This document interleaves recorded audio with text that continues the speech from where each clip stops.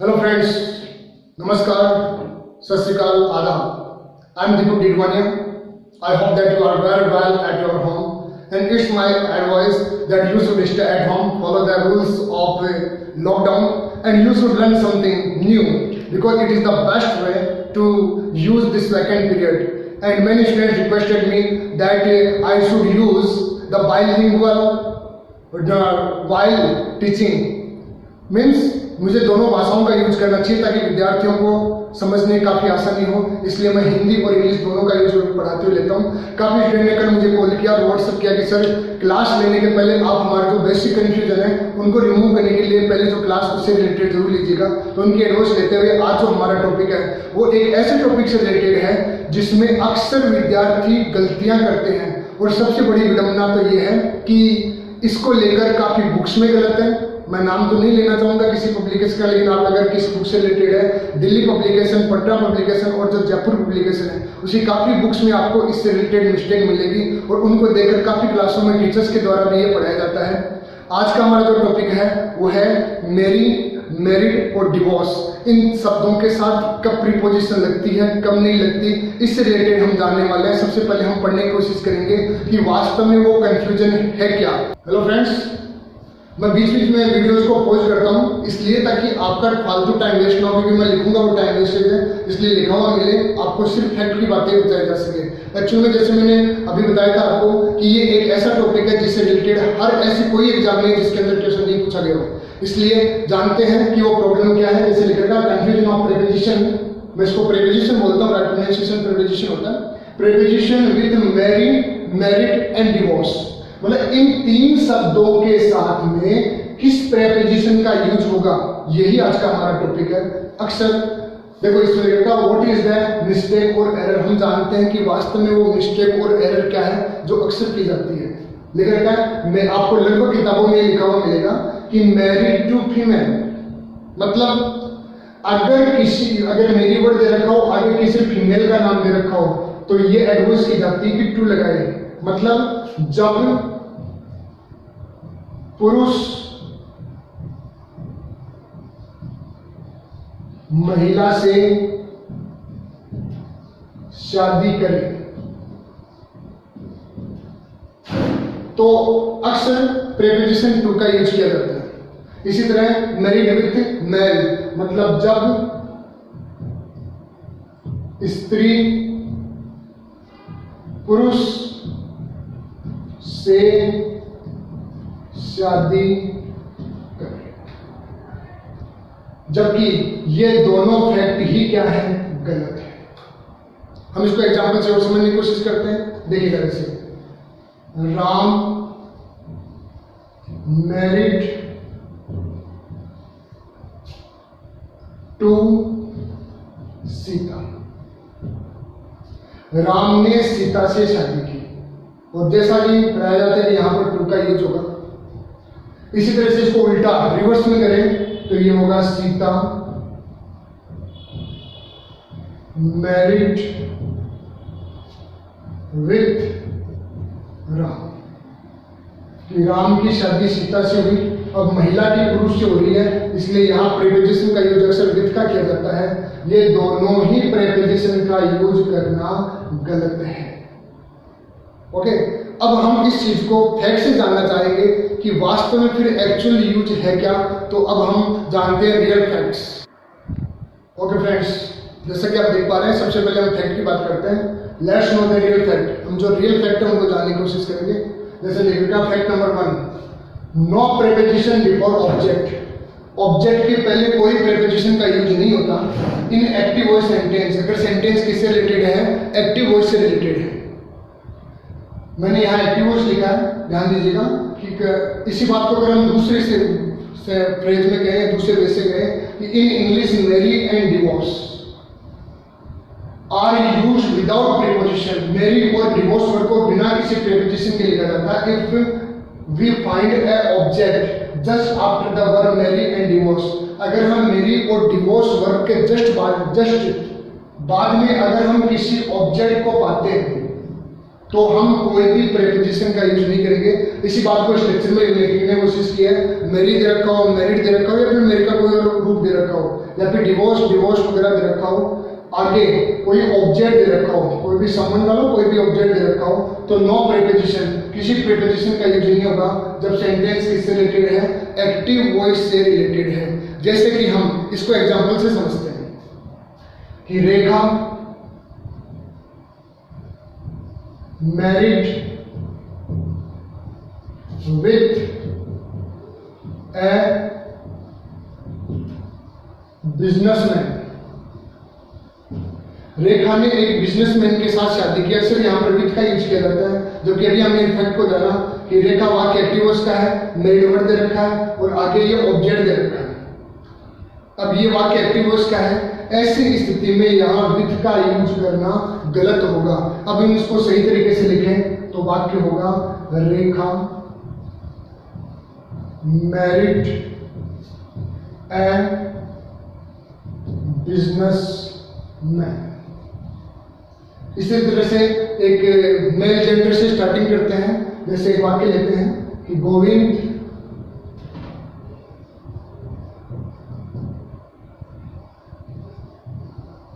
Married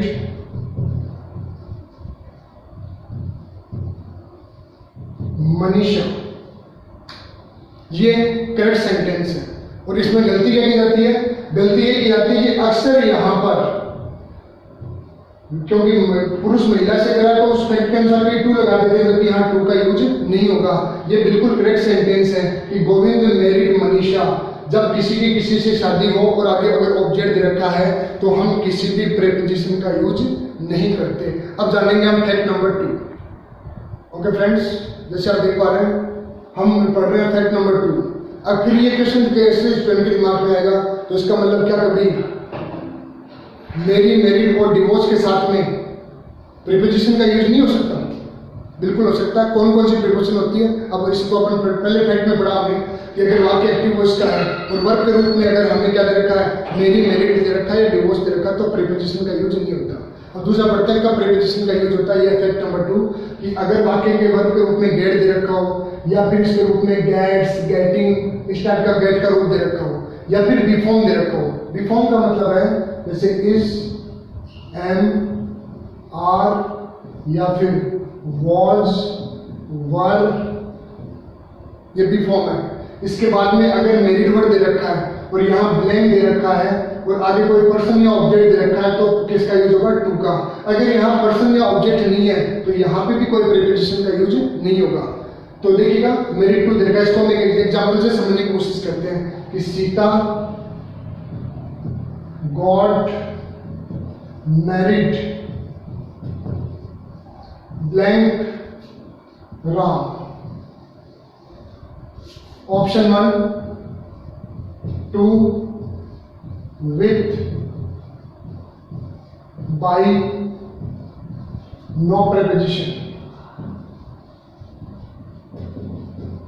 अब देखिए ये सेकंड फैक्ट के रिलेटेड है। यहां दे रखा है, इसके बाद में बोट गेट का रूप आ गया, उसके बाद मेरिड दे रखा है, फिर ब्लैंक है, फिर आगे पर्सन ऑब्जेक्ट दे रखा है। ऐसी स्थिति में केवल टू का यूज होगा। अगर इसको उल्टा कर दें, ये राम गॉट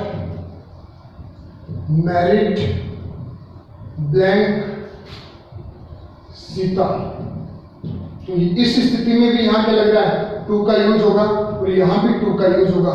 विथ का यूज इस स्थिति में करना एरर माना जाएगा, क्योंकि प्रीपोजिशन कभी भी जेंडर के अकॉर्डिंग यहां नहीं लगेगी कि पहले मेल आ रहा है कि फीमेल आ रहा है। चाहे मेल से स्टार्ट हो चाहे फीमेल से, किसी की किसी से भी शादी हो, चाहे आगे पुरुष हो चाहे महिला हो, मैस्कुलिन फेमिनिन दोनों कंडीशन के अंदर केवल और केवल टू का यूज किया जाता है। हम एक एग्जांपल को उससे और समझने की कोशिश करते हैं। इसी वाक्य को देखिएगा, जॉन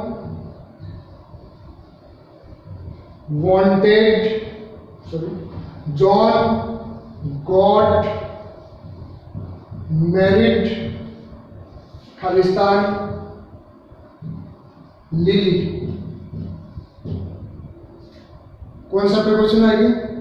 जैसा कि आप जानते हैं किसी की किसी से भी शादी हो, अगर वाक्य एक्टिव हो उसका है नो प्रीपोजिशन। ये इसी वाक्य को अगर ऐसे लिखते हैं कि John married lily,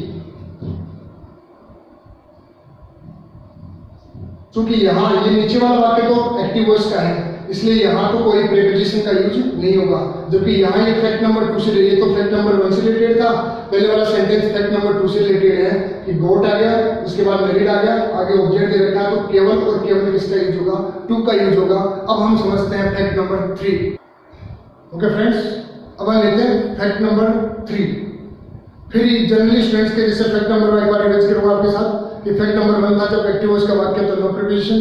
fact number 2, अगर वाक्य में गॉट या बिफॉर्म आगे मैरिड दे रखा हो तो जनरली आगे ऑब्जेक्ट दे रखा हो तो टू का यूज करते हैं। अब तीसरी कंडीशन आती है कि इसका मतलब क्या कभी अदर प्रीपोजिशन का यूज वगैरह नहीं हो सकता, केवल टू ही होता है? नहीं, अगर लिख रखा है कि फॉर टाइम एंड प्लेस, समय और स्थान के लिए अथवा अदर सिचुएशंस के लिए different preposition is possible, other preposition का यूज किया जा सकता है। देखिए जैसे वाक्य है जॉन विल मैरी संडे। अब जॉन की शादी है तो बता नहीं रही किसके साथ हो रही है, तो बता रही है संडे को हो रही है। संडे की टाइम वर्ड है और आपको मालूम है टाइम वर्ड की सिचुएशन में यहाँ प्रीपोजिशन ऑन का यूज हो रहा है। ये मेरी के इफेक्ट के कारण से ऑन नहीं है, ये संडे के इफेक्ट के कारण से ऑन है। और देखिए जैसे भरत एंड सुमन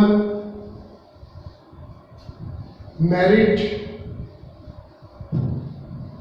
ब्लैंक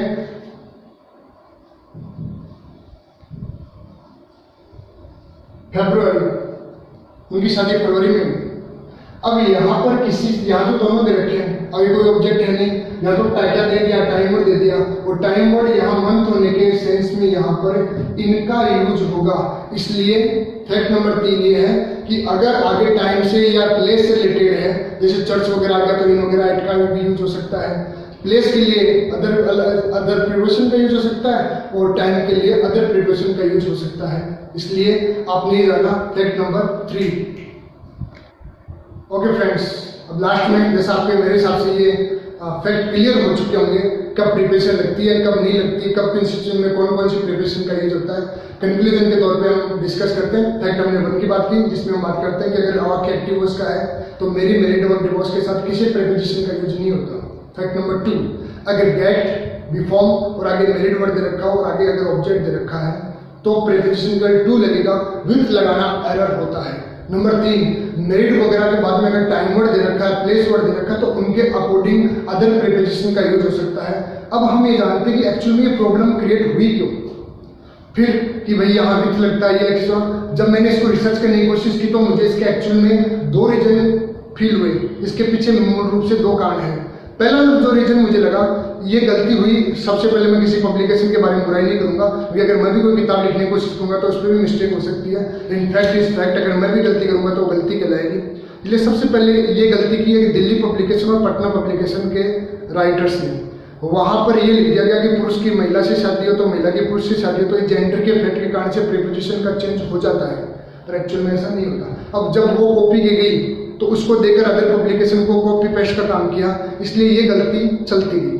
अब इनको देखकर काफ़ी स्टूडेंट्स वगैरह, काफ़ी टीचर्स ने भी क्या किया, अब यही पढ़ाना शुरू कर दिया। इसलिए मेरे हिसाब से ये 2 कारण हैं, पहले पब्लिकेशन के कारण से और दूसरा जो टीचर्स है। एक रीजन इसका और समझ में आता है कि हिंदी में हम किसी के साथ शादी करते, जैसे सुरेश की शादी रेखा से हुई, रेखा के साथ हुई, तो साथ के चक्कर में अक्सर हम विथ का यूज करने लग गए, जबकि हिंदी अलग चीज़ है, इंग्लिश का अलग फैक्ट है। इसलिए उस प्रभाव के कारण से हमने विथ का यूज करना शुरू कर दिया, जबकि मैरिड के साथ यहाँ पर विथ का यूज नहीं होगा।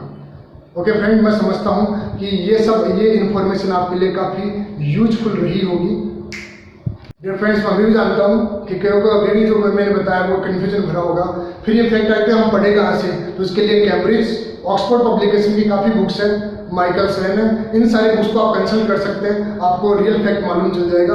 और अगर काफ़ी स्टूडेंट की ये थी कि साहब हमारे साथ नहीं लिखा जाए, उनकी हेल्प के लिए हमने ये सारा मैटर आपको वेबसाइट के ऊपर भी अवेलेबल करा रखा है, जिसका लिंक नीचे दे रखा है। मैं आप सबसे रिक्वेस्ट करूंगा, इसी तरह के अगले कुछ इंटरेस्टिंग टॉपिक और आने वाले हैं जो अक्सर होने वाले जो मिस्टेक्स है उनको इम्प्रूव करेंगे।